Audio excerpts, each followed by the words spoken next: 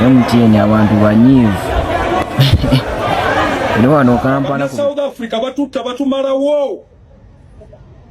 Lwaki ebye South Africa okugoba bannayuganda kw'ossa ne bannansi abalala mu nsi yaabwe nga toli mu South Africa bikyakutte munangate akati ku social media. So kampuni eya MTN kigambibwa nti nno ya South Africa wano munangate mu Uganda kw'ossa munangate ndabyeko kone ku banki endala. So ngenda kubeera nga mbikutuusaako muganda wange si byangu nakamu. So ngate omuyimbi munangate King Saha alaze munangate etabbu muganda wange alaze munangate omutawaana byonna ngenda kubeera nga mbikutuusaako. Ayogeza munangate abantu obwama omusajja nti nno ayagalibwa munangate ebyensuso. Ngenda kubeera nga mbikutuusaako. Bampita Jaminati nsinza ku Jaminati Yogi wabula nga bwe nkutandisiza munange ebizuuse ebimu munangate ebibadde bikyakutte munangate akati ebye South Africa kakati nno wano mu Uganda by the way branch eno ebadde nga esaliddwako wano mu Uganda nga bogezawo okulaba bannansi. Yes, tuli wano ku bitongole bimu bya MTN naye abantu bakaaye. MTN gigi abantu bakaaye ate bagigiddeko ku weekend kwennyini ku Sunday ng'ekyokeera kugenda kukola transport kyali oku ez'okulya ziri oku. MTN abantu banyiivu. Eno wano Kampala ku bitongole ebikulu naye baba abantu banyiivu. Abeebuuza lwaki MTN tekola leero ne mobile money eno yeyinza okuba nga y'ensonga. Banna South Africa batutta batumalawo. Lwaki ffe tuleka ebyabwe ne bakolera wano? Tetwagala muno ba South Africans balekere abanna Uganda bakole emirimu. I don't need permission in Uganda. MTN is a South African company reaching millions from Africa. They are killing our people in South Africa. I want to call you Ugandans to raise up against any South African here, whether legal or illegal. We want to say this installation here, we have never segregated them. But I think South Africans are used to violence. And if they are used to violence, we will give them the same in equal measure. I'm not stopping the work here. I'm simply picketing. And you journalists and the Ugandans come up against any South African. This is their installation. Any South African, we ask them to leave this country. We ask them to leave this country.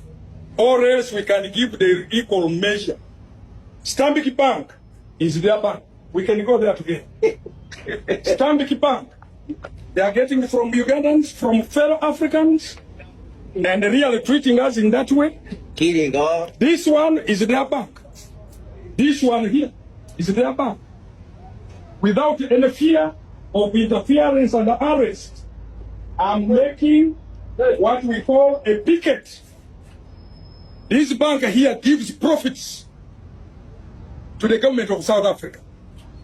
I pity President Cyril Ramaphosa, who is a father-in-law to this country.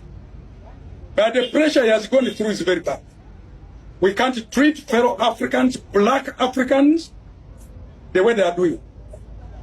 If there is any South African here, let them leave. And I want to incite you, Ugandans, in a clean way, humble way. We know they are investors. Let them leave. We can employ Ugandans in their own installation. And we will not sit back simply when they are killing. Nancy Ronald is dead, killed in South Africa from my home. And we cannot just simply. The Ugandans who are here, please listen to me. Banna South Africa batutta batumalawo. Lwaki ffe tuleka ebyabwe ne bakolera wano? Tetwagala muno ba South Africans balekere abanna Uganda bakole emirimu. Mwebale nnyo. Nga boogezaako okulaba bibadde bikyakutte munangate akati omwami bw'atyo bw'abadde akakasa ku bye South Africa. simanyi yonna gye binaggwera naye nga munnange peace nayo munnange ate yeetagisa wali wonna. So ebisigadde munnange ate mbikulekedde mu comment section kikyogamba eside awo. Ab'e South Africa bali mugoba munnange ate Abannayuganda kw'ossa ne bannansi abalala, kubanga weebeera nga Uganda mubeeramu munnange ate bannansi ab'enjawulo okuva mu nsi endala. So mbikulekedde munnange ate mu comment section. So nga nkwongeddeyoko omuyimbi King Saha muganda wange simanyi oba nti nno alisonyiwa munnange ate omukulu Bebe Cool, simanyi oba ali musonyiwa. Bino bye biruma ki Bebe Cool bino nga kiraba banjagala banaye mukube enduulu ey'amaanyi ow'ekiwaatulo twe tumubule, mukube enduulu eddakiika nga nnamba nga nze ndi wano ndaba bulabi. Abo be bantu bange kati bimuluma kati ogenda kutya ku makyako ekizimulemu okulya. Bino ebiruma kijjenkeniza emmere n'ekirema kiraba abantu banjagala nekiroka kibeeraawo. Abantu bange mbakwata bulungi sibalinaako buzibu, olabe bonna bali happy mwana. Era ng'abantu babadde bamulaga munnange ate omukwano. So King Saha ku side yemu ayogeza munnange ate abantu obwama. Ebigambo byenjogera si bya AI bya ddala. Okimanyi nti mu bayimbi ba Uganda bonna abaaliwo n'abaliwo kati betumanyi nti baako teri yali akoze ku concert n'abagamba ekyemisana mugenda kirya ku concert yange.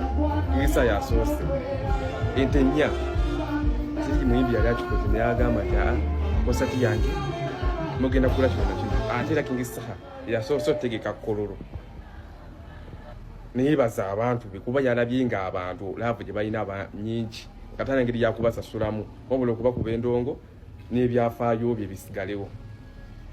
King Saha respect akulumba gwe nnumba Nti omusajja ng'ayagalibwa, nti omusajja baamunaaza ki maama we ne taata we King Saha nti baamunaaza ki?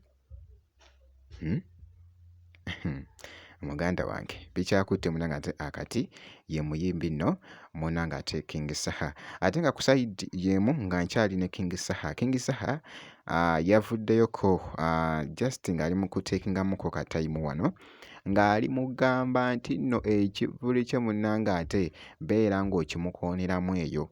Munyambe munangireko ekivulu kyange eyo bannange, buli omu atambuze akalango. Tupositinga kintu kyonna lunaku nga tunaba kupositinga ku show yaffe ekololo. Kapa agambye wanted table.